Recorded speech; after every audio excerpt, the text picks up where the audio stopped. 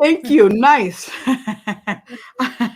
All right. Hello, everyone. Good morning, good afternoon, good evening, depending on when and where you're watching this Facebook Live.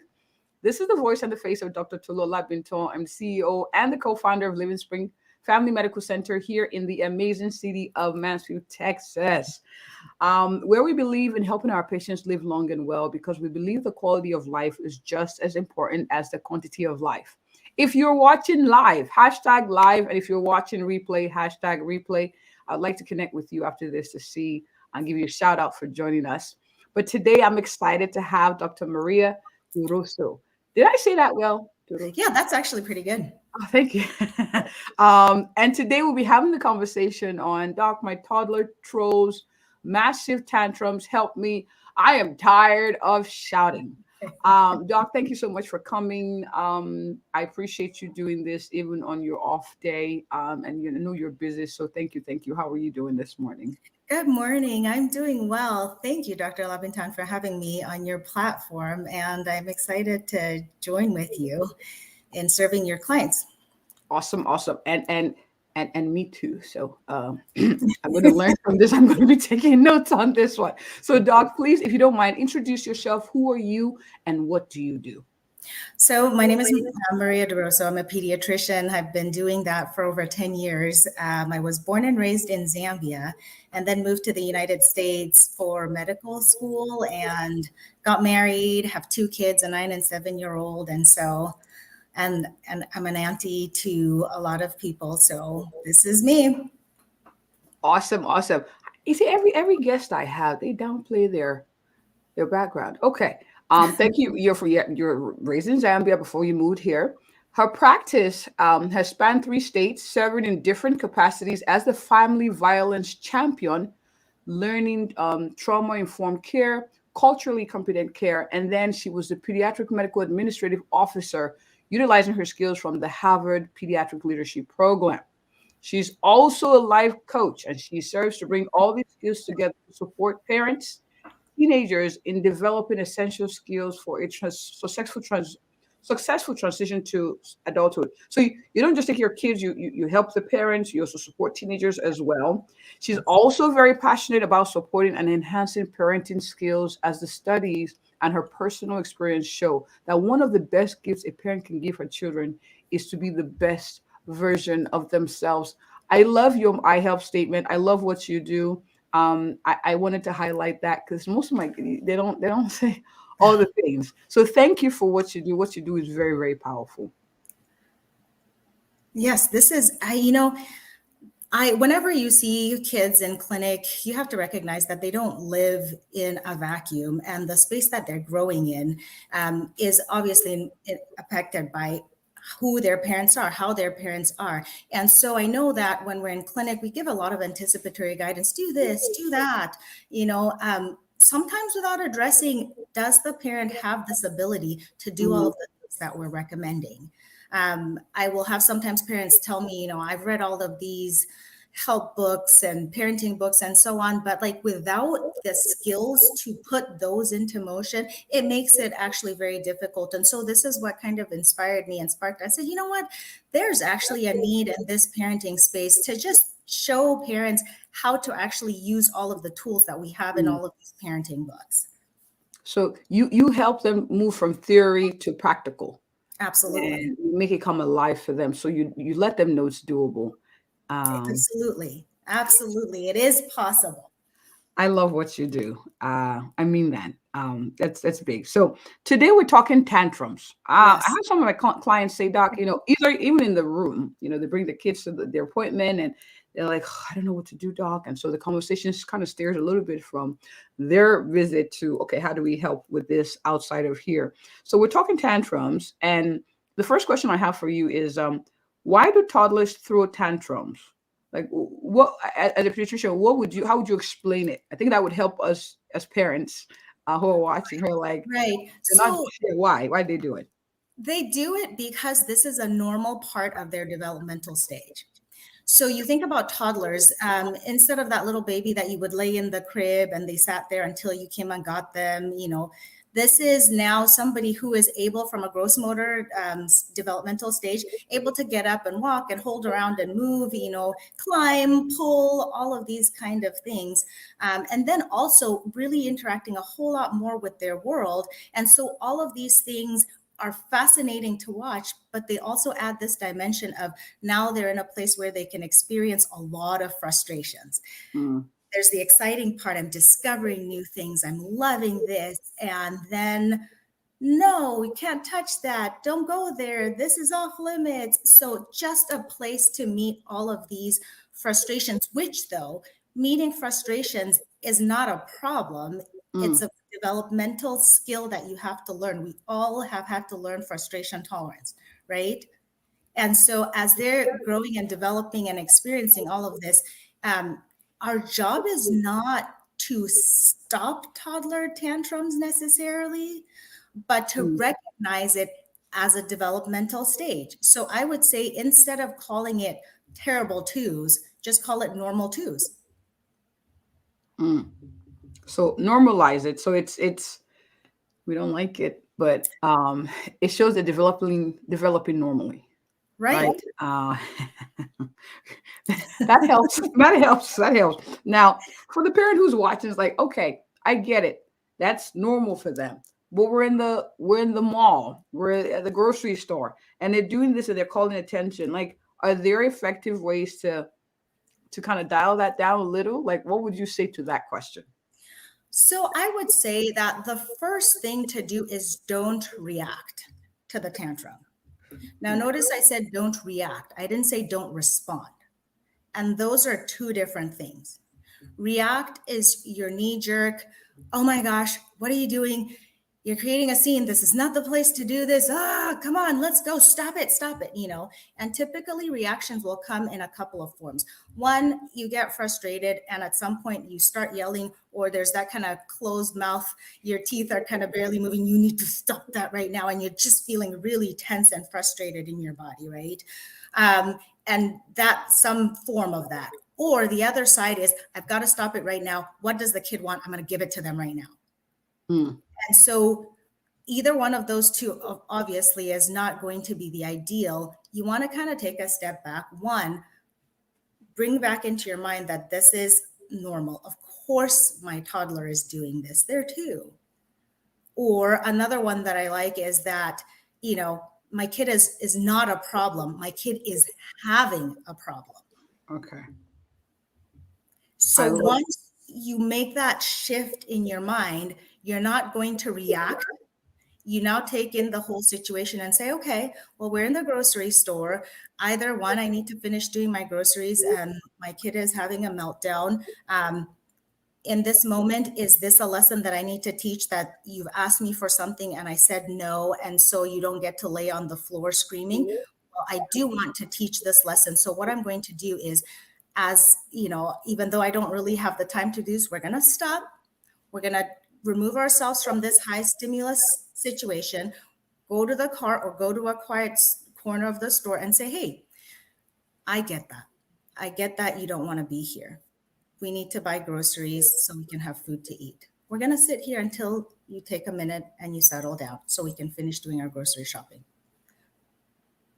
And it is possible. It is possible to do that. Again, once you come from a place of this is normal, this is what they're going to do, and you are not reacting, you are now responding, where you are in full emotional control of yourself, so that then you can respond to whatever's happening emotionally for your child. So I've seen even in practical examples that when you acknowledge their feelings, it helps. Like you validate that what they're feeling is, then you steer them into the right, like, okay, we still got to do this. Right. And sometimes that's hard, because even how we were raised, you don't have the kind of conversation. I mean, year two, what do you have to say? But we're parenting differently. We're parenting better. We're teaching, and we're also learning to control ourselves. And that, I think that's the harder part, where we don't react how we feel, we respond. Now I'm gonna throw this real quick. I was watching, there was a TikTok video of a child who threw a tantrum, and then the mother also threw a tantrum. So she starts rolling on the floor too. And the kid is like actually looking embarrassed. What would you say to that?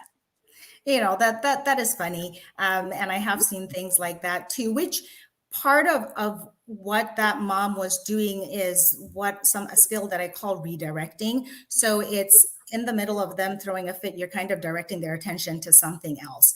Now, does it need to be as dramatic as throwing a fit too? I mean, I'm sure at some level, the kid might find it funny, but redirection is actually quite a useful tool. It depends on where your child is in their tantrum. If it's just kind of the beginning stages and you redirect, I mean, their attention span is this quick. If you've noticed this in clinic or just around little kids, you go, look at that, and they immediately forget. They'll stop mid-cry, mouth wide open, and start looking at whatever it is that you're pointing at, which shows you that they can be redirected. Now, if you're at the point of no return, and you know what I'm talking about, there's that point of where they've just really committed to, I'm throwing this tantrum, redirection might not work, which then will be the point of choosing something different, where you say, okay, we're in this place where there's a lot of stimulation. Maybe we'll shift to a different place where there's not as much stimuli, there's not as many people, there's not the toy that it is that we're fighting over, or the TV or whatever. Let's just take a second for you to go through your emotion. And so again, remembering that the idea here is that our kids, it's not our job to stop them from having big emotions. They're absolutely allowed to have all their big emotions. What our job is to show them what to do with those big emotions. So sometimes I get so upset that I can't be around people and I can't be around things. And so I just take a step away until I kind of settle down and learn to breathe. That's okay. So this thing of stop doing that, stop crying, stop being so mad. I mean, that's like the adult version of saying, hey, calm down, which if you've ever found that work to tell an upset adult, you need to calm down, let me know. I have to type this down because that you just dropped. I mean, you dropped many gems, but I'm sorry that I'm doing this. But this is big. It is not our job to stop their big emotions, but to show them what to do with their big emotions. My goodness. My goodness. Because we don't want them to not be who they are. We don't want them to not find expression of their gifting or their talent or their bigness and boldness. We don't want to shut that down, but we want to redirect them because those emotions are valid. Wow. Absolutely. Absolutely. And they're a normal part of the human experience. Nobody is going to be happy all the time. Nobody's going to be peaceful all the time. That is what we aspire to. And this is what we're teaching them. What we are showing is that when you do get upset, these are the options available to you. And these options are probably not going to be the best. So if I join into a tantrum, yelling, getting into their face, you need to stop that. What are you doing? What I'm showing is that when I get mad, yelling is what I do. So then if we're saying that we don't want the kids to have such big tantrums, part of it is we have to kind of model that for them, because then if they're seeing me lose it, and you might have heard this saying, don't bring your calm to their chaos. Well, if you're bringing your chaos to their chaos, I mean, this is just like feeding into each other and keeps that fire burning, so to speak. Okay. Bring calm to man. Sorry, I'm taking note because This is good. And so this is why this comes back to what I had said. I think that becoming the best version of yourself is one of the best gifts that you can give to your children, because you will model the things that it is that you're trying to teach, as opposed to teaching them what it is that you haven't gotten yourself. all right. So Doc. So there's a big aha moment where it's the parent. We got to work on ourselves. So for the parent who's watching this, who's like, oh man, does that mean I got to work on anger management? Like I've messed up big time. I have yelled at my kid. I've done the screaming match with them over a tantrum. What would you say to that parent who's feeling like crap, man? It sounds like a lot of work. It sounds like I have to change who I am, become this great person to be a good parent, and I feel overwhelmed. What would you say to One, I would say, of course you are, that you're human. We're all human. And so this is part of humaning, right? Um, it is, daunting to first just kind of say, hey, oh my gosh, this is where I contribute to what's happening. that? But once that feeling kind of passes, the next step would be, oh, great, this is something that I actually can do about. Because think about it. Can you control another person? No. You can manipulate, you can dominate, you can threaten, all of those things, right? But you can't actually make them do what you want them to do. Toddlers are, no different. And so if you're leaving your emotional power and leaving just all of your power actually in the hands of a toddler, like if my toddler can behave a certain way, then I will feel okay. That's actually setting yourself for a never win battle, right? But now if you say that there are things that I can do for me that can shift this dynamic, now, I mean, that's a place to get excited, right? Mm, mm, mm. Wow. Wow. All right. So for those who are watching live or replay, this is very, very good. And a lot of these things sound pretty simple, right? But they're very powerful. And I love that you're putting before us the picture of you want to create, not create, but you want to encourage or bring out the best character possible or bring out the best in our children. And that's the drive. And so when we put that in view, then we're able to what I call swallow some saliva when we're on edge. Because sometimes, I mean, they know how to push our buttons. Especially, I think as they get older, they know kind of read the signs. Like, oh, this is getting to her. Let me keep pressing it. And so when we have that in view, it would help modify our reactions.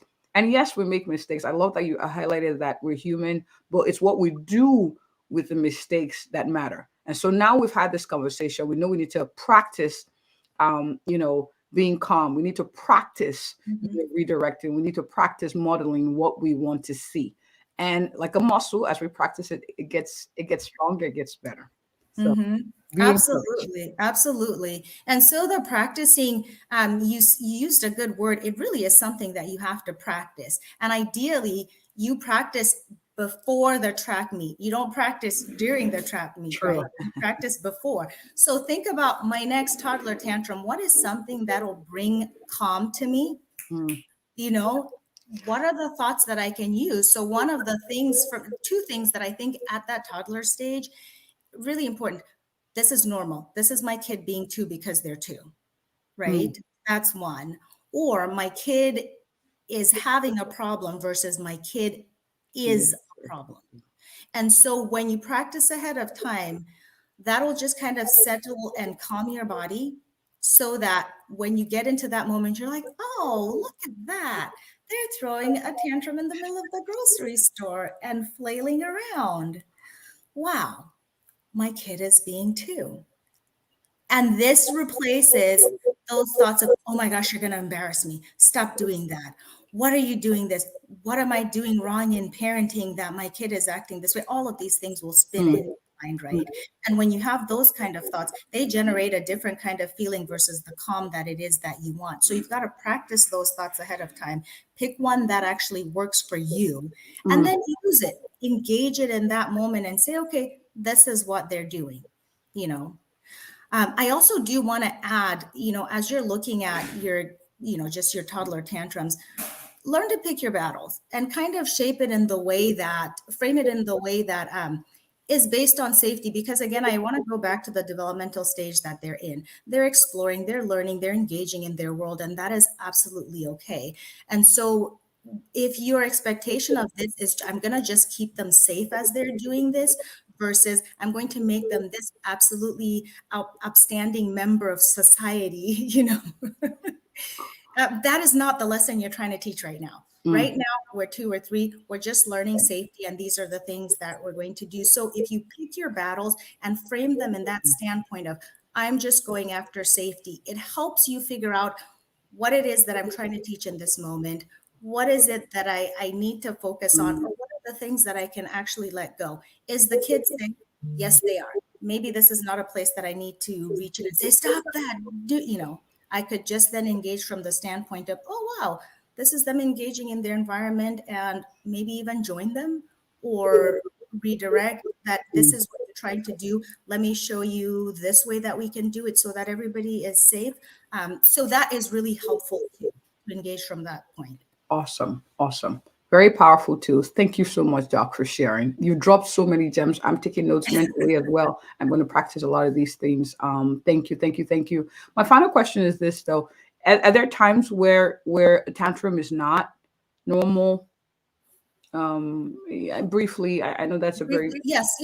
So, okay, from the developmental stage, again, because we really need to take into account where they are developmentally. So if this is a place where the tantrums are extending from a place that they haven't developed, maybe there's a sensory integration disorder going on here. We also do screen for, autism or anything that's on the spectrum there. When you have a tantrum, that is triggered by things that are kind of typically normal in the surroundings. So if loud noises seem to really make a difference for your child, and that gets them to where they are up here and they stay up here for 20, 30 minutes, that might be something that you want to engage in a discussion with your pediatrician about.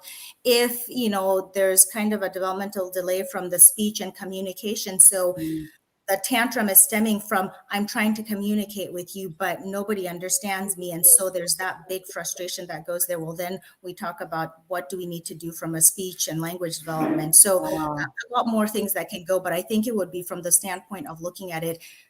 Are we developmentally reaching all the milestones we are? And could it be that the tantrum is just an expression of a problem from a developmental place? Beautiful, beautiful. Very, very important to have these discussions with your pediatrician. And thank you for highlighting this. Doc, this has been awesome. And I look forward to having you again, probably about 6 months. Yeah. Okay. This sounds great. There's so much more, but normalize, this is the place that they'll do this because it's developmentally appropriate. And then check in with yourself, like, why are my trigger buttons being pushed? Why do I have trigger buttons around this? And how can I disconnect those? I love it. I love it. We're going to have this conversation again. Yes. This has been very good. And I have people who are watching who are like, wow, I like this doc. Where is she? How can I connect with her? I need her to come speak on my platform to parents. We need to hear more of this to empower parents to bring out the best in their children. Doc, where can people find you? So this is great, and I would love to. Maria Duroseau on Facebook, then also Instagram. So I'm newbie Instagrammer, burntoutparent.md. You can find me on Instagram, right? Then also I do have a parenting course that I do share, and that might be something, I share the link with you if you're able to share it or not on your platform. That would be fine too, where they can also book a consult with me to either speak or to engage in one-on-one coaching, just to kind of reinforce all of the things that I do talk about. Awesome. Awesome. And we're going to put all that information here in the comment section so people can connect with you now or in the future. But thank you so much for coming. I appreciate you. Thank you so much for having me. It was a pleasure. Keep momming, keep parenting. It is possible. Yes, yes, yes. Thank you. Wow, this has been awesome. Please share, guys, ladies, whoever's watching, please share this with those who could find this useful. Simply forward this video to them or tag them in the comment. And if you or anyone you know is looking for a thorough and a passionate family physician who will help you live long and well, and we have conversations like this to help empower you, even as a parent, I am she. Have a good one, everyone. And thank you. Care. Thank you. Thank you so much. Thanks for all you do.